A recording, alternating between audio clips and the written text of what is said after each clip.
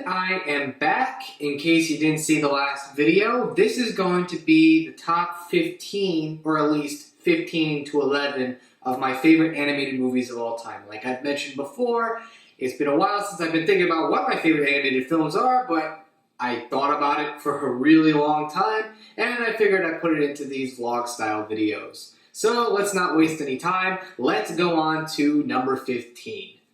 So number 15 is an old one, The Brave Little Toaster. I've seen this movie as long as I can remember. One of my first animated movies that's really left an impact on me.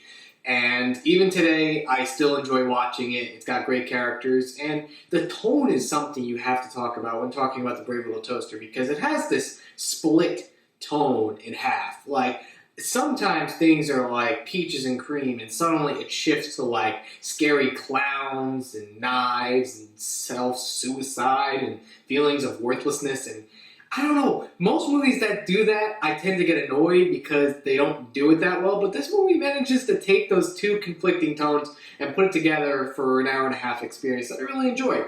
And for some reason, having inanimate objects coming to life like appliances, of all things appliances, being the focus of the film is an interesting thing that could have made it like a science fiction, science fantasy type movie, but I'm kind of glad they didn't go into that route, even though they could have. And as it turned out, it did really well. Also, John Lovitz is a radio. How could you hate that?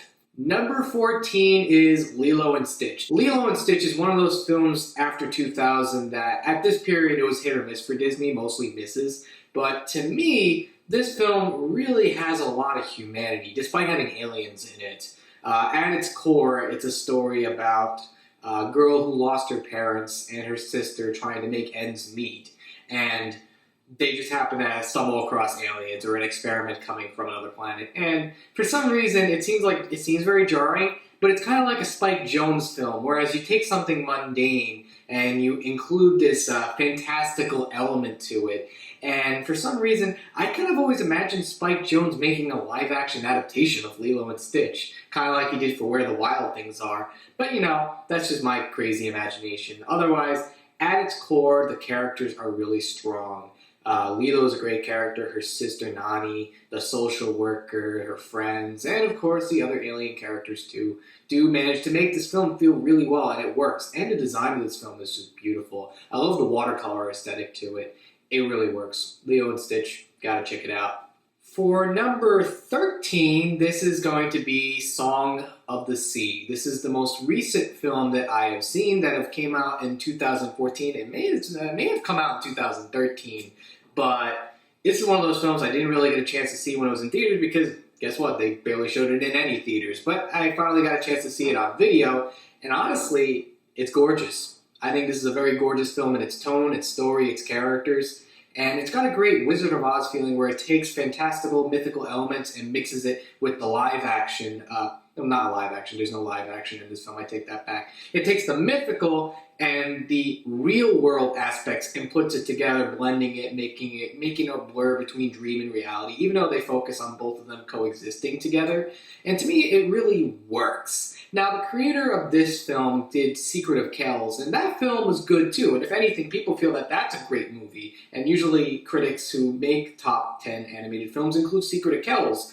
But for me, I feel like everything Song of the Sea did, it improved on Secret of Kells. To me, I feel that Song of the Sea is inferior. And don't get me wrong, Secret of Kells is a great movie.